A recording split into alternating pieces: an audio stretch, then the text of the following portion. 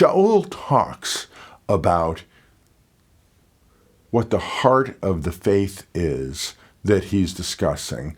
And sometimes I really feel that what ends up happening is we have people who think that to be a believer in Messiah is to be someone who signs up for like an ethical requirement, who signs up to do things that they agree with, or has a religion that they kind of feel like they're supposed to do whatever they're told to do. And that is how it works with many religions, but that really kind of isn't how it works with the biblical faith. So whether you call it Christianity, whether you call it Messianic Judaism, if you're talking about a faith that encompasses the Hebrew Scriptures and the New Covenant, this is not so much your performance as it is, this is something where God has done a work to redeem people, and we accept it and we pursue a transformation that happens from the inside out. Let me share with you a passage that Rav Shaul writes about that deals with this. If there's anyone who supposes that he is entitled to feel confident about outward matters, and by this he's talking about religiously being good enough to have earned a place and a position before God, Shaul writes, I can do so with better reason. A little cheeky there, don't you think? I was circumcised on the 8th day. I come from the stock of Israel, from the tribe of Benjamin. I am a Hebrew sprung from Hebrews. As for the view which I took of Torah, it was that of a Pharisee. And as for the zeal which I displayed, I was a persecutor of the body of Messiah. As for righteousness, inasmuch as it rests on the Torah, I showed myself without reproach. Yet whatever was once gain to me, I have, for Messiah's sake, come to count as loss. In fact, I count everything as loss because of the surpassing worth of knowing Messiah Yeshua. It is for his sake that I have suffered the loss of all things.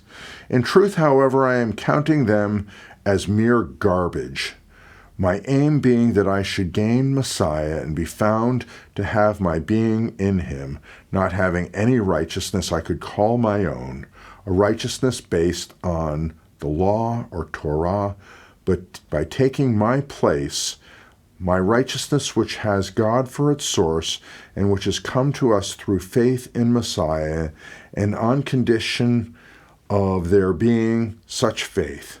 My concern is this, that I may come to know Messiah and the power which is in his resurrection, and what it means to share his sufferings, being conformed to the pattern of his death, in the hope that somehow I may succeed in being given a place among those who rise from the dead. Not that I've already reached my goal, not that I've already attained perfection, yet I press on to lay hold of this being the very thing for the sake of which Messiah Yeshua laid hold of me. Brothers, I'm convinced that so far as I have not laid hold of it, but at least this I do, forgetting what is behind me and straining toward what lies before me, I press on toward the goal of God's heavenward summons, eager for the prize which awaits those who are in union with Messiah Yeshua.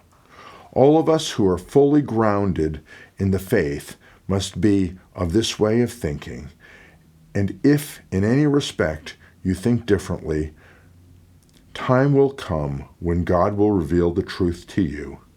Meanwhile, whatever point we've reached, let us continue in the same course. There are people who will try and convince you that they have attained some level of wonder or some level of praiseworthiness to the point where they have it all together. This is not the case. And even when you have someone who was raised as a Pharisee, who is Hebrew speaking, who did everything that he could within the concept and within the understanding of the biblical faith, he looks at who he had been, what he had attained. He looks at his academic achievement, which was not inconsequential. He looks at the schooling and the training that he went through. He looks at the discipline he had. He looks at what he did, which were counted as good works. And he says, I count it all as garbage. One of the things that we need to know and we need to understand as followers of Messiah is very simple. We are a people that God has called to himself. We are a people that honestly has no good works, no righteousness, no credits, no extra points, no credit or score in any system on earth or in heaven that justifies us or that makes us a good set of people.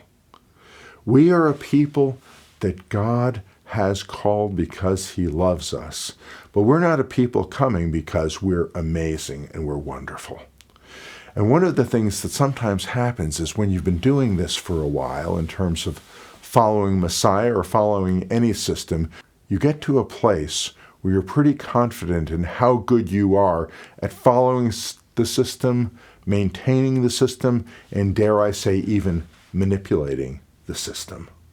And this is not what it is to be a follower in Messiah.